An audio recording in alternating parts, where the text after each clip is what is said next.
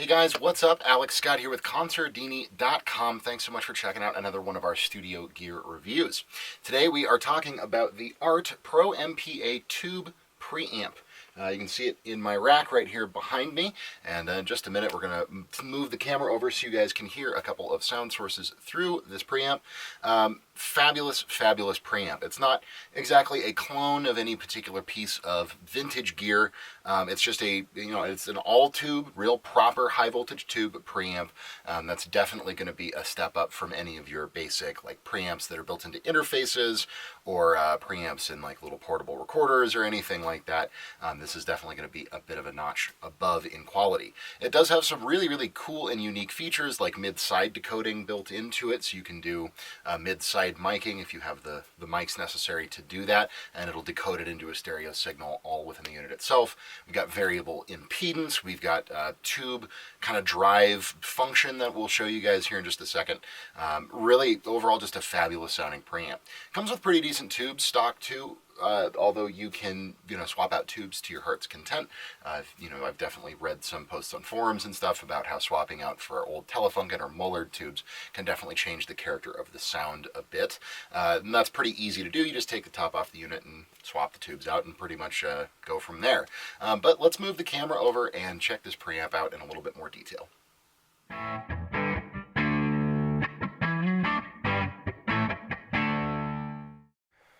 Okay guys, so here we have our Art Pro MPA II 2-channel tube preamp. I just want to go over some of the features, and then we're going to play a couple of sound files of guitar and Fender Rhodes piano that have been recorded through this guy.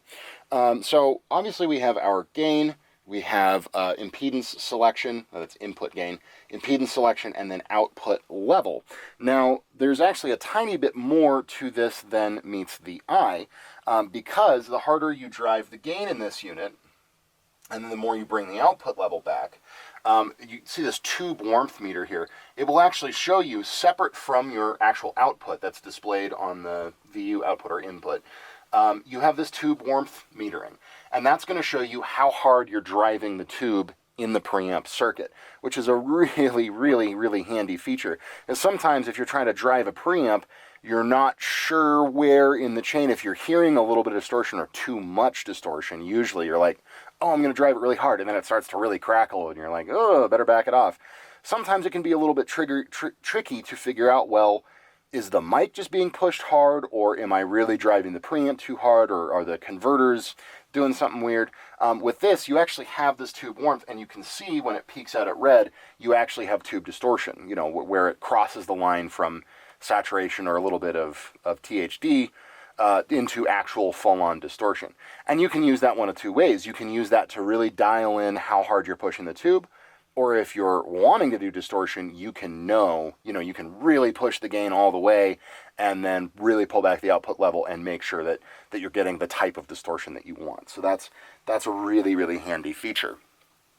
And then we have low pass filter, which is actually one of the widest and most variable high pass filter, one of the most variable high pass filters I've ever seen on a preamp.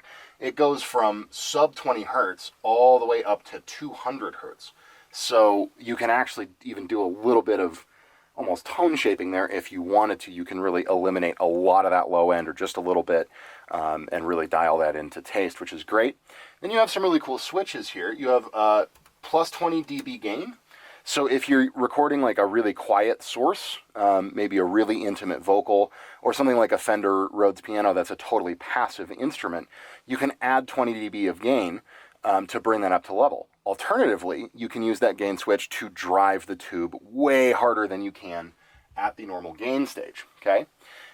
Phantom power, 48 volt on and off. And then another great little switch is plate voltage. So a lot of inexpensive tube preamps do not use the correct voltage for a tube. It costs a little bit more to create a circuit that will push the 150, 200 volts that most tubes need to function optimally.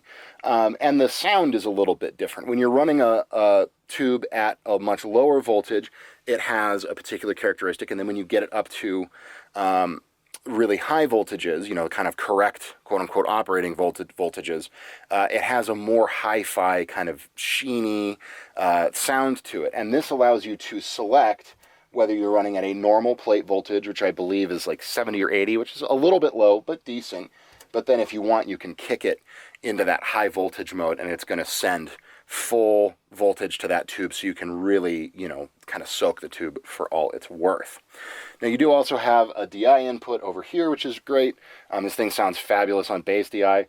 And then in the middle here, the last really cool feature is this mid-side matrix. So I won't go into the technicalities of mid-side recording, but if you're familiar with it, you'll know you're taking the mono channel and then and using that as one channel, and then the stereo information as a second channel. So instead of looking at stereo as left and right, you're looking at stereo as mono, and then the stereo field around it as two separate channels.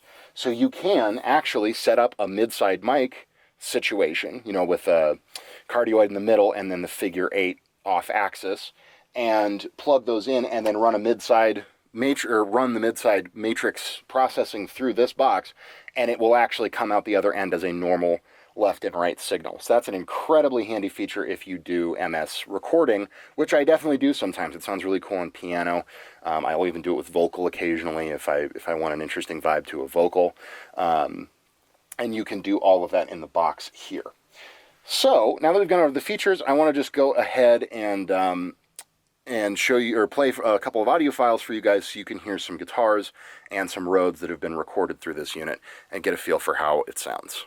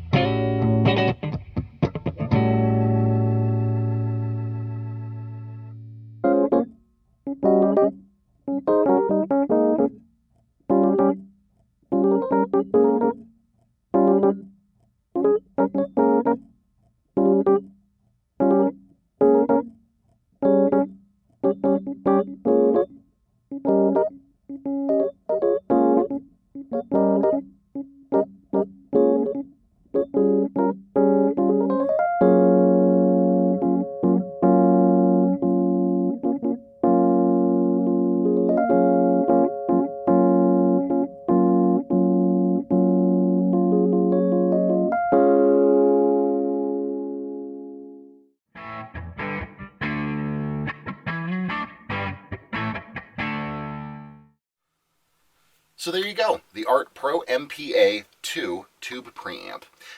Again, just awesome sounding preamp, especially for the money. These retail, I think, for $299. You can definitely get them used for quite a bit cheaper than that because they've been around for a long time. But you've got full voltage tubes in there. You know, the plates are running on the correct 200-something volts, as opposed to a lot of cheap tube preamps which use not enough voltage to really get the tube to do the right thing. We have the switch on there that brings the voltage up to the correct amount to really get a tube to operate the way that it's supposed to. So you get a little bit of warmth, you get a little bit of thickening, you get that overall just kind of hi-fi sheen. I use this preamp on vocals a lot. I also use it on guitars a lot. You know, the tubes really complement and can make your guitar tones a little bit richer. And I really love it on Rhodes, believe it or not. I always have my Rhodes DI living in one of the channels on this unit, and it just, you know, again, warmth and clarity, and yeah, it's just a really, really great sounding piece of kit. So if you're looking to take a step up from your interface preamps, maybe you've got a Focusrite or a Behringer interface or something, you know, the preamps on those sound okay, but if you want to do really high quality recordings, it's always a good idea to get something just a little bit nicer, and this gives you an option that's pretty inexpensive, but looks great, sounds great, and is definitely going to give you a little bit better quality in terms of the sources that you're capturing. So again, my name is Alex Scott with Consordini.com. Thank you so much for checking out the video. What do you guys think of the Art Pro MPA II? These things are really popular. I know there's a lot of studios out there, even really high-end studios, that have a couple of these laying around.